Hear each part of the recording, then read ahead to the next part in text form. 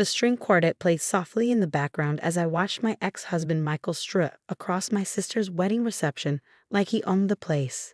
8 months since our divorce, and he still had that same arrogant swagger, that same self-satisfied smirk that used to make my heart flutter, but now just made my stomach turn. My name is Catherine Wells, and at 35, I was watching the man who betrayed me flaunt his new engagement ring while secretly planning to use my inheritance to fund his wedding. The irony would have been laughable if it hadn't made me so angry. "You're staring," my sister Rachel whispered, appearing beside me in her wedding dress. "Don't let him ruin my day." I forced a smile. "Sorry, I just can't believe you invited him," Mom insisted. "You know how she's about keeping up appearances." Rachel squeezed my hand. "But seriously, what's going on?" "You've got that look." That look. The one I'd worn when I discovered Michael's affair with Jessica, his much younger assistant. The one that meant I knew something others didn't. "He thinks he's clever," I said quietly, watching Michael pour champagne for Jessica, who was practically draped over him. "He thinks he's won." 2 weeks ago, I'd received a call from my bank about suspicious activity on the account holding my inheritance from Grandma Rose. The beach house in Martha's Vineyard had been in our family for generations, and when Grandma passed last year, she left it to me along with a significant sum to maintain it. The banker's voice had been concerned. "Mrs. Wells, someone attempted to access the property's equity line of credit. We blocked it since you're the sole owner, but I thought you should know." I knew immediately who was behind it. Michael had always coveted that house, always talked about what he'd do with it if it were his. During our marriage, he tried repeatedly to convince me to add his name to the deed. "It's just practical," he'd say. "What if something happens to you?" But Grandma Rose had been explicit in her will. The house was mine alone, never to be included in any marital assets. She'd seen something in Michael that I'd been too blind to notice. Now, watching him whisper something in Jessica's ear that made her giggle, I thought about the documentation I'd gathered. The traced attempts to access my accounts. The forged signatures. The emails I'd recovered showing his plans to use my inheritance to fund his dream wedding to Jessica. He thought he was being subtle. But subtlety had never been Michael's strong suit. That's how I'd caught him with Jessica in the first place. Lipstick on his collar like some cliché from a bad movie. "Katie." His voice boomed across the reception hall, making me wince. Only he had ever called me Katie, even after I'd asked him not to. "Come meet some people." I plastered on my best society smile and walked over. Michael stood with Jessica and an older couple I didn't recognize. "Mr. and Mrs. Davidson, this is my ex-wife, Katie," he said, emphasizing the X with obvious satisfaction. "She's the bride's sister." "Lovely to meet you," Mrs. Davidson said, though her eyes held that mixture of pity and curiosity that divorced women often face at social events. "Katie here just inherited a beautiful beach house," Michael continued, his voice dripping with false casualness. "Perfect for a summer wedding, wouldn't you say, Jess?" Jessica giggled, flashing her enormous engagement ring. "Oh, honey, are you thinking what I'm thinking?" I took a slow sip of champagne, watching them perform their little show. They thought they were being clever, dropping hints about their plans for my property. If only they knew. "Actually," I said sweetly, "I've been meaning to talk to you about the house, Michael. Perhaps we could step outside for a moment?" His smile faltered slightly, but he followed me to the terrace. The October air was crisp, carrying the scent of fallen leaves and impending winter. "What's this about?" he asked, his tone less confident now that we were alone. I pulled my phone from my clutch and pulled up the bank statement. "Would you like to explain why you tried to access my equity line of credit?" His face darkened. "Going through my private financial matters? That's low, Katie." "Not as low as forging my signature," I countered, watching his expression carefully. "Or trying to steal my inheritance to pay for your wedding to the woman you cheated with." He laughed, but there was an edge to it. "Steal? Please, that house should have been half mine anyway. 10 years of marriage and your grandmother still didn't trust me with it." Turns out Grandma Rose was a better judge of character than I was. "You know what?" He pulled out his own phone, thumbing through it before showing me a screen. "I already took care of it. Transferred the money last week. What's done is done." I stared at the bank statement he was showing me, my heart racing despite knowing what I did. The transfer was there, $250,000 moved from what appeared to be the house's equity account to his personal one. See, he smirked, pocketing his phone. The perfect amount for the perfect wedding. You should be happy for us, Katie. Jessica and I, we're soulmates. What we had, it was just practice. I took another sip of champagne, letting the moment stretch out. You really should have checked the property records more carefully, Michael. His smirk faltered. What are you talking about? That account you accessed? It's not connected to the house. It's an old joint account I kept active, knowing you'd try something like this. The house and its equity are in a completely separate trust, one you can't touch. The color drained from his face. You're lying. Am I? Check the county records. Better yet, check with your bank on Monday. That transfer you're so proud of? It's going to bounce. Hard. You set me up, he whispered, realization dawning. No, Michael, you set yourself up. I just made sure there was a record of it. You bitch, he hissed, stepping closer. You think you're so clever. Everything okay out here? Rachel's voice cut through the tension. She stood in the doorway, concern evident on her face. Perfect, I said, stepping away from Michael. Just catching up with old friends. I walked back into the reception, leaving him standing there seething. But this wasn't over, not by a long shot.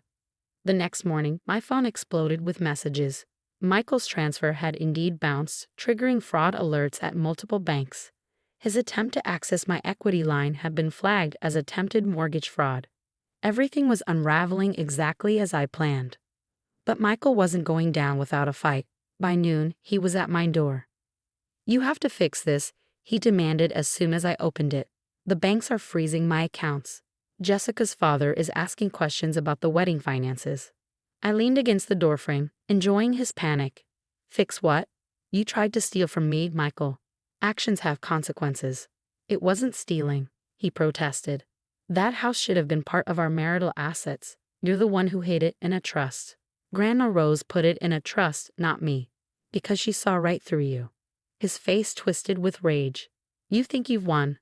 I still have copies of all your finances from when we were married. Things that wouldn't look good if they came to light. I smiled, reaching for the folder I kept by the door for just this moment. You mean these? Michael stared at the folder in my hands, his bravado faltering. Inside were all the documents he thought he could use against me. Tax returns, bank statements, investment records. But there was something else too. Evidence of his own financial misconduct during our marriage. You know what I found when I started digging? I asked, opening the folder. Years of suspicious transfers, money moved between accounts right before our divorce. Investments made in Jessica's name while we were still married.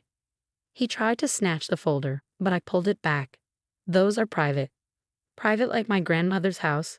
Private like my inheritance that you tried to steal. His jaw clenched. What do you want? I want you to face consequences for once in your life, I said, my voice steady despite my racing heart. No more charm, no more lies, no more manipulating your way out of trouble. You'll destroy everything, he said, desperation creeping into his tone. The wedding, my reputation. Your reputation. I laughed. You mean the carefully crafted image of the successful investment banker? The devoted fiancé? How long before Jessica's father, the retired judge, finds out how you're really funding his daughter's dream wedding? Michael's face paled. Judge Harrison was old money, the kind that cared deeply about reputation and propriety. Finding out his future son-in-law had attempted mortgage fraud would end more than just wedding plans. Catherine, please, he said, using my full name for the first time in years. We can work something out. Like you worked things out with Jessica while we were still married. He ran his hands through his hair, a gesture I remembered from whenever he felt cornered. What if I pay it back? All of it, with interest. This isn't about money, I said quietly. It's about truth. About facing what you've done. Just then, a car pulled into my driveway. Jessica stepped out, her face streaked with tears. Michael? Her voice cracked. Why are the caterers calling me about bounced checks? Why is Daddy asking about fraud alerts? I almost felt sorry for her. Almost. Perfect timing, I said, holding up the folder. We were just discussing your wedding finances. The next hour was a blur of revelations. I laid out everything, the attempted theft, the forged documents, the years of financial deception. Jessica's face went from confusion to horror to rage. You told me the money was from your investments, she whispered, staring at Michael. You said you've been saving for years. Baby, I can explain. Explain what? She cut him off. How you tried to steal from your ex-wife to pay for our wedding. How you lied to me, to Daddy, to everyone. She turned to me, her mascara running. Did you know he's been pressuring me to postpone signing the prenup? Said it was just a formality we could handle after the wedding? I hadn't known that, but it fit perfectly with everything else. Michael tried to reach for her, but she jerked away. Don't touch me, don't you dare touch me. She ran back to her car, gravel spraying as she sped away. Michael stood there, watching her leave, his perfect world crumbling around him. Happy now, he spat at me. No, I said honestly, but at least the truth is out. The aftermath was swift and merciless. Judge Harrison, livid at the attempted fraud and deception, made sure Michael's actions became known throughout their social circle. The prestigious investment firm where he worked, already wary of scandal, asked for his resignation.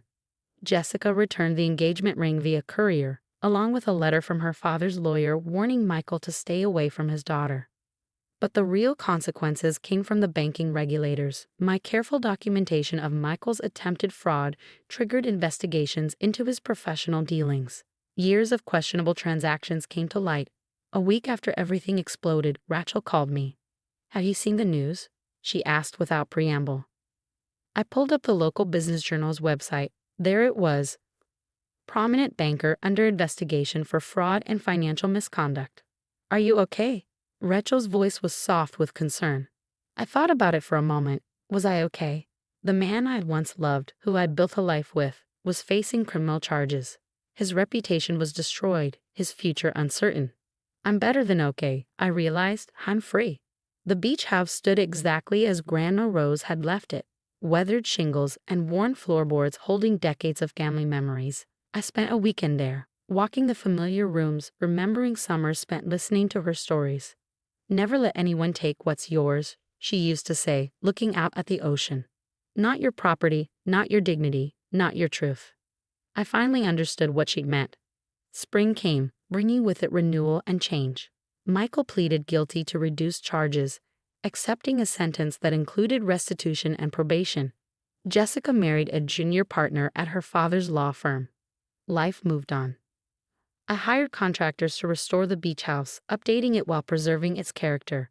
As I oversaw the renovations, I thought about legacies, not just of property, but of strength and wisdom. One evening, sorting through old papers in Grandma's study, I found a letter she'd written to me before she died. My dearest Catherine, if you're reading this, you've probably already discovered why I put the house in a trust. I saw in Michael what you couldn't or wouldn't see. A man who measured his worth by what he owned, who saw relationships as transactions.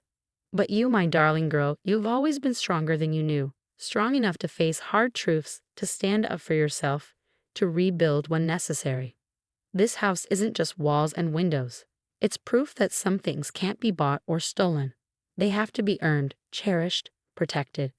Take care of it and let it take care of you. All my love, Grandma Rose.